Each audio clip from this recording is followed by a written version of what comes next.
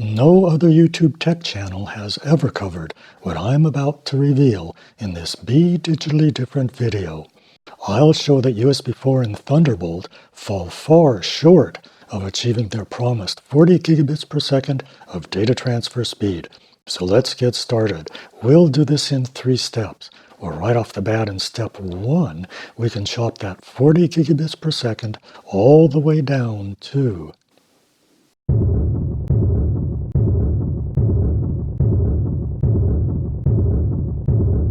32. That's right.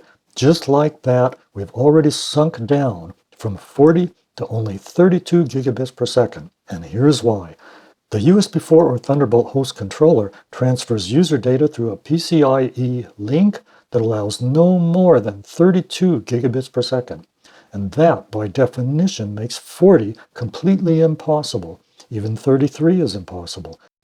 And we've only just begun, because in steps 2 and 3, it's time to find out how much further the bitrate falls while our data travels toward the destination. So as we found out in step 1, data enters the motherboard's host controller at only 32 gigabits per second, not 40. But the bits that got into the host controller aren't only user data. There's also a lot of PCIe overhead added in there. In step 2, we need to subtract that overhead to ascertain the net user data transfer speed into the host controller. And here's what happens to our bitrate when we do.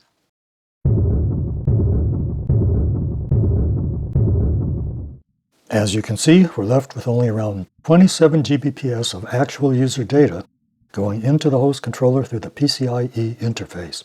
Actually slightly less than 27. Unfortunately, we'll see it get even worse in the final step up next, because now the host controller is getting ready to transport our user data across the USB4 or Thunderbolt cable and toward the cable's destination side. The question is, how fast can the host controller output our user data onto that cable? Well, this can only be determined empirically, so let's look into that. Blackmagic Design's disk speed test is the most commonly used benchmark for determining end-to-end transfer speed. I found 6 YouTube tech channels that actually measured the real data throughput of USB4 and Thunderbolt 4 and Thunderbolt 3 using this benchmark on various computers with external SSDs. Kudos to those 6 YouTube tech channels for performing these valuable tests. And here's what they found. Of all 6 write-read result pairs, the highest write rate was 2,806 megabytes per second, and the highest read rate was 2,795 megabytes per second. That means we can conclusively say the upper limit for end-to-end throughput is in the 2,800 megabytes per second range, which translates to 2.8 gigabytes per second. Now that we know the throughput, we can calculate the final bit rate. So what does the real-world 2.8 gigabytes per second result do to our 27 Gbps? Let's find out.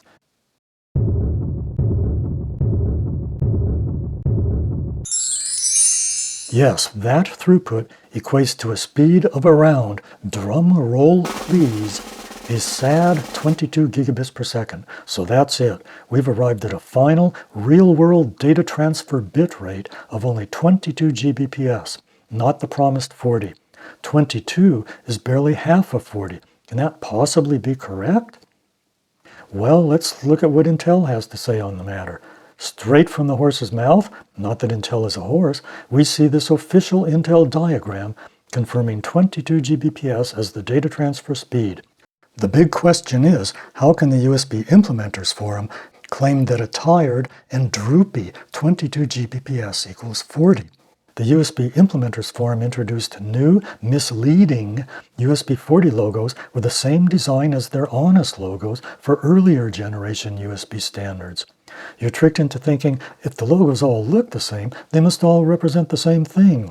But the honest USB 510 and 20 logos represent user data speed, whereas the USB 40 logo represents a rather different thing, namely mixed loads of user data and DisplayPort video, whereby user data can constitute no more than 22 of that 40 Gbps. If USB40 was really twice as fast as the 2 gigabytes per second of USB20, then we'd expect 4 gigabytes per second of net data throughput. But sadly, we're only getting 2.8. That means USB40 is only 40% faster than USB20, not 100% faster. Let's see if we can help the USB-IF come up with a more honest USB40 logo. CPU manufacturers advertise both a base clock and a boost clock. My proposed USB40 logo would apply a similar concept by supplementing the number 40 for mixed loads with the number 22 for user data alone. This logo would be honest and informative, yet still concise. But it's unlikely the USB-IF will revise their logos to be more honest, so it remains the responsibility of tech media to inform consumers. After all, tech media's mission shouldn't be to mislead consumers. That's the USB-IF's job. Unfortunately, I have yet to encounter even a single tech website or YouTube channel that accurately reports USB4 and Thunderbolt's data transfer bitrate as being in the low 20s. Way back in 2016, Intel published the commendably honest document you see here, clearly listing Thunderbolt's data transfer rate as 22 Gbps.